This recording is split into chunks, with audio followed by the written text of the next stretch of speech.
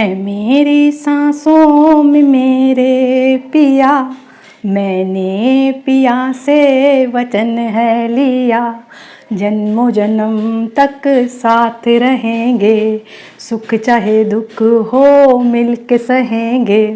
नमस्कार दोस्तों, मैं हूं आपकी दोस्त सरिता। एक बार फिर से आपका स्वागत करती हूं। आप सभी को करवा चौथ की ढेर सारी शुभकामनाएं। ये त्यौहार आप सभी के जीवन में हमेशा इसी तरीके से आते रहे और आप लोग इसी तरह इस त्यौहार को खुशी खुशी मनाते रहें। करवा चौथ का त्यौहार एक सुहागिन महिला के लिए काफ़ी महत्वपूर्ण होता है। हर महिला इस व्रत को रखना चाहती है क्योंकि ये व्रत पति की लंबी आयु से जुड़ा होता है। ऐसा माना जाता है कि यदि इस व्रत को हम जितने ही श्रद्धा भाव के साथ रखेंगे, हमारे पति की आयु उतनी ज़्यादा लंबी होगी।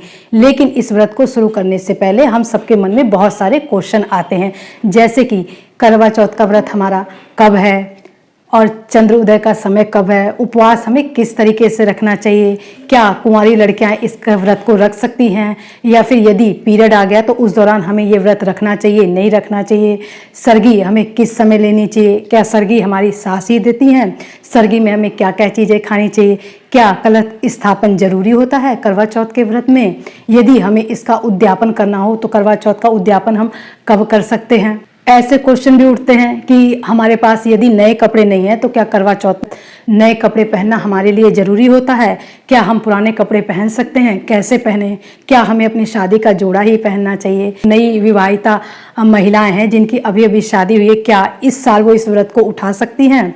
तो दोस्तों, इसी तरह के बहुत सारे क्वेश्चनों के जवाब मैं आज आपको दूंगी। तो चलिए एक एक करके हम इन क्वेश्चनों को लेते हैं। सबसे पहले आज मैं आपको बताऊंगी करवा चौथ का मतलब होता क्या है। जैसा कि चौथ से स्पष्ट है कि ये चतुर्थी का व्रत होता है, इसमें गणेश जी की ही पूजा की जाती है, हम सब लोग जानते हैं। और करवा का मतलब आप ले सकते हैं एक दीपक से या फिर टोटी वाले मिट्टी के बर्तन से। तो इन दोनों को मिला के हमारा होता है करवा चौथ, जिसमें हम करवा लेते हैं। ठीक है, टोटी का ही मतलब होता है करवा। तो आप अब समझ गए होंगे कि करवा चौथ का मतलब क्या होता है। इसमें हम करवा माता की पूजा करते हैं। तो चलिए दोस्तों, अब हम जानते हैं कि हमारा करवा चौथ का व्रत कब है। तो दोस्तों, हमारी चतुर्थी तिथि जो शुरू हो रही है वो 13 अक्टूबर सुबह 1:59 पर शुरू होगी और अगले दिन 14 अक्टूबर 2022 को 3:08 पर सुबह ये खत्म हो जाएगी। अर्थात हमें करवा चौथ का व्रत 13 अक्टूबर को ही रखना है। अगला क्वेश्चन क्या है हमारा, क्या पहली बार इस व्रत को हम लोग उठा सकते हैं। जिनकी नई नई शादी हुई है, क्या वो इस व्रत को उठा सकती हैं या फिर नहीं उठा सकती हैं। तो इस साल आप लोग बिल्कुल व्रत को उठा सकते हैं। इस बार कोई भी मलमास नहीं लग रहा या कोई भी ऐसी तिथि नहीं है जिसमें इस बार आपको व्रत उठाने में कोई भी कठिनाई हो। ये मुहूर्त बहुत ज़्यादा शुभ है। आप लोग पहली बार व्रत उठा रही हैं तो आप लोग इस व्रत को उठा लीजिए बेझिझक होके, इसमें कोई भी परेशानी वाली बात नहीं है। अगला क्वेश्चन हमारा क्या है, क्या हमें करवा चौथ के व्रत में नए कपड़े पहनने चाहिए। तो दोस्तों, यदि भगवान ने आपको नए कपड़े दिए हैं तो आपको नए कपड़े जरूर पहनना चाहिए। लेकिन यदि आपके पास नए कपड़े नहीं हैं तो आप जो आपके पास पुराने कपड़े हैं उनको भी साफ सुथरा करके आप लोग पहन सकती हैं। आप चाहे तो अपनी शादी का जोड़ा भी पहन सकती हैं। आपको बस एक काम करना होगा, जो आपके पास पहनी हुई पुरानी साड़ियाँ उनको अच्छे से धो लीजिए। नहीं तो जिन चीज़ों को हम ड्राई क्लीन वगैरह करना चाहते हैं और हम नहीं यदि करा पा रहे हैं और हमारा पहनने का मन है तो आप उस पर गंगा जल जरूर छिड़क लीजिएगा, तो वो चीज़ भी हमारी शुद्ध हो जाएगी। आप अपने करवा चौथ के व्रत में आसानी से इसको पहन सकती हैं। अगला हमारा क्या है, हमें सरगी में क्या खाना चाहिए। तो दोस्तों, सरगी हमें करनी चाहिए ब्रह्म मुहूर्त के समय में, जो कि हमारी मानी जाती है 3 बजे से लेकर 3:30 बजे तक मानी जाती है। वैसे तो लोग इससे ऊपर भी करते हैं, लेकिन कहा जाता है कि सरगी का मुहूर्त सूर्य उदय से पहले ही माना जाता है। तो सरगी में दोस्तों आप ऐसी ही चीज़ें खाएं जिससे कि आपकी तबीयत बिल्कुल भी खराब ना हो। प्रोटीन वाली चीज़ें खाएंगे आप, या फिर नारियल पानी पिएंगे, फ्रूटी पिएंगे या शिकंजी वगैरह बना के पिएंगे तो आपका पेट भरा रहेगा और आपको भूख भी नहीं लगेगी। ऑयली चीज़ें बिल्कुल भी ना खाइएगा जिससे कि आपको गैस बन जाए। बहुत से लोग क्या करते हैं, सुबह उठ के चाय पी लेते हैं। तो आप अपने शरीर को आजमा के देखिए, क्या वो चाय आपके लिए सही होगी। अगर चाय पीने से आपको दिक्कत होती है तो आप चाय बिल्कुल भी ना पिए। इस तरह की बहुत सारी चीज़ें हैं जो आप लोग खा पी सकते हैं। अगला क्वेश्चन क्या है, यदि पीरियड आ जाए तो हम क्या करेंगे। यदि आपके 5 दिन पूरे हो गए तब तो आप लोग बाल धो के व्रत रख सकती हैं और पूजा कर सकती हैं। यदि आपके 5 दिन नहीं हुए तो आप लोग क्या करिएगा कि दही लगा के बाल को धो लीजिएगा। दही लगाने से इसको शुद्ध माना जाता है। लेकिन आप लोग 5 दिन से पहले पूजा नहीं कर सकती। पूजा आपको मानसिक तौर पे ही करनी है, लेकिन आप व्रत आसानी से रख सकती हैं। आप लोग अपने करवा चौथ के व्रत को बिल्कुल भी मत छोड़िएगा, व्रत आपको जरूर रखना है। अगला क्वेश्चन क्या होता है कि हमें इसमें किसकी पूजा करना चाहिए। कोई कहता है करवा माता की करना चाहिए, कोई कहता है शिव भगवान की करनी चाहिए।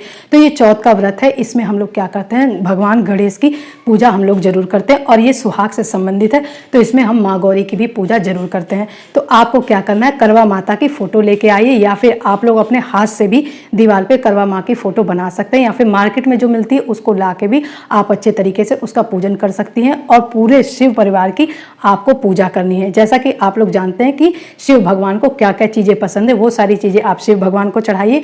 एक चीज़ ध्यान रखिएगा कि सफ़ेद चीज़ें ही भगवान शंकर को पसंद है, रोली मत लगाइएगा, सिंदूर मत लगाइएगा।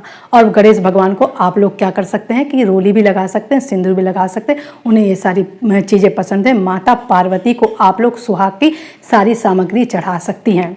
अगला क्वेश्चन हमारा क्या है, क्या हम कलश की स्थापना करें, कलश स्थापना करना जरूरी होता है। तो देखिए, कहने का ये मतलब है दोस्तों कि कलश स्थापना का मतलब है कि हम लोग भगवान का आवाहन कर रहे हैं। तो यदि आपके घर में ये परंपरा होती हो तो आप लोग इसको जरूर करिएगा। वैसे कलश स्थापना में कोई दिक्कत नहीं है। हमें लोटे में एक जल लेना होता है, उसमें हमें आम के पल्लू डालने होते हैं, आम के जो पत्ते होते हैं ना उसमें आप लोग रख दीजिए, उसके ऊपर आप कोई बर्तन रख दीजिए चावल से भरा हुआ, या फिर देख लीजिए आपके घर में जो होता है उसके ऊपर हमें एक दीपक जलाना होता है। कलश की हमें पूजा करनी होती है जो कि रोली और सिंदूर से की जाती। आगे आने वाली वीडियो में मैं आपको ये सारी चीज़ें बताऊंगी। नेक्स्ट क्वेश्चन क्या होता है हमारा, करवे हमारे कितने होने चाहिए और करवे में हमें क्या भरना चाहिए। तो करवे हमारे 2 होने चाहिए। एक करवा जिससे कि हम पूजा करते हैं, दूसरा करवा क्या होता है जो कि हम लोग क्या करते हैं, पहले करवे में हम लोगों को उसमें पानी डाल देना, उसी से हम चंद्र को अर्घ देंगे। दूसरा करवा जो होता है उसमें हमें मिठाइयाँ डालनी होती है, या फिर आप चीनी डाल सकते हैं, कोई गेहूं डालता है, गुलगुले डाल सकते हैं, ड्राई फ्रूट डाल सकती हैं। तो जो आपको उचित लगे, जैसा आपके घर होता है तो आप दूसरे करवे में उसको डाल दीजिएगा। और बाद में हम लोग क्या करते हैं, ये जो करवा होता है ये हम लोग देते हैं अपनी सास को। ठीक है, यदि आपके सास ना हो तो आप दूर रिश्तेदार में भी जैसे अपनी बुआ सास को दे सकती हैं। अगला क्वेश्चन क्या है हमारा, श्रृंगार के सामान का। तो श्रृंगार का सामान हमें किसको देना चाहिए। तो श्रृंगार का सामान हो सके तो आप लोग पंडित जी को दे दीजिए, नहीं तो आप लोग क्या कर सकती हैं, आधा श्रृंगार का सामान खुद ले लीजिए, थोड़ा सा उसमें सिंदूर बिंदूर, बाकी बचा हुआ आप पंडित जी को दे दीजिए, या तो सबसे बड़ी पंडित हमारी ननद होती है। हम लोगों को क्या करना चाहिए, सुहाग की चीज़ें जरूर दान करनी चाहिए। कहा जाता है कि सुहाग की चीज़ें यदि हम दान करेंगे तो ये सुहाग की चीज़ें भी हमें अगले जन्म में जरूर मिलेंगी। आप लोग पूरे विधि विधान के साथ पूजा कर लीजिएगा शाम को प्रदोष काल में। और उसके बाद जब आपका चांद निकल जाए तो चंद्रमा की पूजा करने के बाद आप लोग पति पूजन भी जरूर करिएगा। आगे आने वाली वीडियो में इन सब चीज़ों की डिटेल मैं आपको अच्छे से दूंगी। पति की पूजा भी आपको बहुत अच्छे से करनी है, जैसे कि हम चांद की पूजा करते हैं उसी तरीके से पति को भी हमें तिलक लगाना है, उनके ऊपर भी फूल और अक्षत डालने हैं, मिठाई खिलानी है और उनका पैर छूना है। और उसके बाद उन्हीं के हाथ से आप लोग अपना व्रत को तोड़ सकती हैं। और उसके बाद आप क्या करिएगा, भगवान को प्रसाद लगा दीजिएगा। जो भी खाना आपने लहसुन प्याज के बिना बनाया है और उस खाने को वापस भगवान को अर्पित करने के बाद वापस आप लोग उस खाने को अपने सारे खाने में मिला लीजिएगा। तो दोस्तों इस तरीके से हमारी सारी पूजा संपन्न हो जाएगी। और जो हमारा दिया जलता है उस वो दिया जब तक जलेगा तब तक आपको वहाँ से कोई भी फोटो बिल्कुल भी नहीं हटानी। जब दिया पूरा संपूर्ण हो जाएगा, वो अपनी लौ के हिसाब से जल जाएगा पूरा अच्छे तरीके से, तभी आप उन सब चीज़ों को उठाएंगे। तो आई होप दोस्तों ये वीडियो आपको अच्छे तरीके से समझ में आ गई होगी। आगे आने वाली वीडियो में मैं आपको एक एक चीज़ के बारे में डिटेल में आपको बताऊंगी, हर एक चीज़ के बारे में। यदि ये वीडियो आपको मेरी पसंद आई हो तो मेरे चैनल सुख की सरिता को लाइक जरूर करिएगा, सब्सक्राइब करके ऑल के बटन को दबा दीजिएगा, जिससे आपको मेरी आगे आने वाली वीडियो की सारी नोटिफिकेशन मिलती रहे। और मैं स्क्रीन पे हर चीज़ का समय डाल दूंगी, आप लोग अच्छे से देख लीजिएगा। मुझे उम्मीद है कि इस वीडियो से आप सभी को काफ़ी हेल्प मिलेगी। अब मैं मिलूंगी आपसे अगली वीडियो में, तब तक के लिए धन्यवाद दोस्तों।